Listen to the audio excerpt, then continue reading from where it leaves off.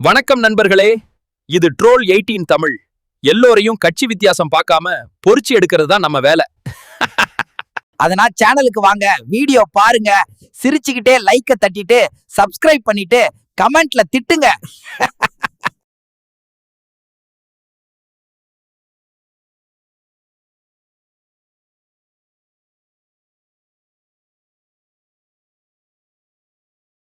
திமுக ஒரு தீய சக்தி.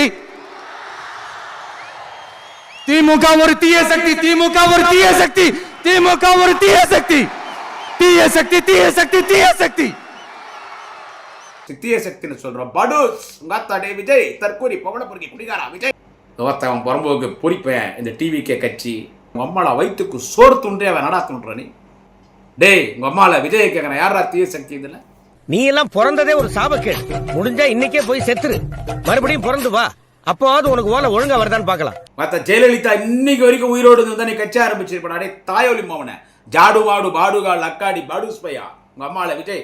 எங்களுக்கும் எல்லா அரசியலும் தெரியும். இது மிரட்டல் அல்ல, எச்சரிக்கை.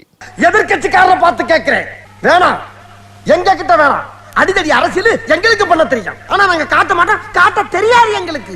ஈரோடுல இப்ப லாஸ்டா கூட தளபதி அவர்கள் சொல்லியிருந்தாரு, எங்களுக்கு அசிங்கமா பேச தெரியாம இல்ல, பட் அப்படி பேசணும்னா எனக்கும் உங்களுக்கும் வித்தியாசம் இல்லாம போயிடும்ன்றத ரொம்ப குறிப்பா மென்ஷன் பண்ணி சொல்லியிருந்தாரு. பட் அப்படி இருக்கும் போதும் அவர் ஈரோடுல பேசுனதை வச்சு அவர் எதுவும் அசிங்கமா பேசல, பட் அதை பேசுனதை வச்சு இங்க திமுகவோட ஆட்கள் ஒரு சிலர் வந்து ரொம்ப கொச்சையாக பேசிட்டு வராங்க. அதை பத்தி மக்கள் கிட்ட கேட்போம், அதாவது அவங்களோட கருத்து என்ன. இப்ப நாம சொன்னோம் அப்படின்னாக்கா தாவேக்காக்கு சாதகமாக சொன்னோம் அப்படின்னு சொல்லுவாங்க. இதே விஷயத்த பொதுமக்கள் பார்த்ததுக்கு அப்புறம் அவங்க கிட்ட கேட்போம் அவங்களோட கருத்து என்னன்னு சொல்லி தூண்டுற மாதிரி தான். இந்த மாதிரி ஒரு ஆட்கள் அசிங்கமா பேசுற ஆட்களை கட்சிக்குள்ள வச்சுட்டு அவங்கள எதுவுமே கேட்கவும் கிடையாது, கண்டிக்கவும் கிடையாது. இதை வச்சு பார்க்கும்போது திமுக தீய சக்தியா தூய சக்தியா? தீய சக்தி தான் அது. திமுக தீய சக்தி. தூண்டி விடுறான். சரி, அவன் தூண்டி விடாம இவனா கூட பேசுறதா இருக்கட்டும்ப்பா. இவனா பேசினா கூட அவன் அறிவு உள்ள வந்தானே, மூலகாரம் தானே, அவன் சொல்லலாம்ல. பேசலாம், இந்த அளவுக்கு பேசும். விரோதியா கூட இருக்கட்டும், இந்த அளவுக்கு பேசக்கூடாது, ஒரு நியாயமா பேசு. நீ திரிஷாவை போடுற நாங்க கேக்குறோமா? கல்யாணம் ஆயிட்டு இன்னொருத்த பொண்டாட்டி ஆயிடுச்சு, அப்பயும் நீ கீர்த்தி சுரேஷை போடுற நாங்க கேக்குறோமா? உங்க அம்மாவை வேணா சொல்றான்னா திமுக தீய சக்தின்றான். எதை வச்சுடா சொல்ற தீய சக்தின்னு? வாத்தாடே புறம்போக்கு. டேய் விஜய் லோஃபர் லவடிக்க பால் ஜாடு மாடு பாடுகா லக்காடி பாடுஸ் லக்காடி பையா, எதை வச்சுடா சொல்றோம்? உங்க ஆத்தா உங்க அம்மால டே விஜய் பார்த்து கேட்கற, எதை வச்சுடா சொல்ற நீ திமுக தீய சக்தின்னு? இதுக்கு பதில் சொல்றான். அவர் சொந்தக்காரன்னு நினைக்கிறேன். அவர்கிட்ட நைஸா பேச்சு கொடுத்து பாருங்க.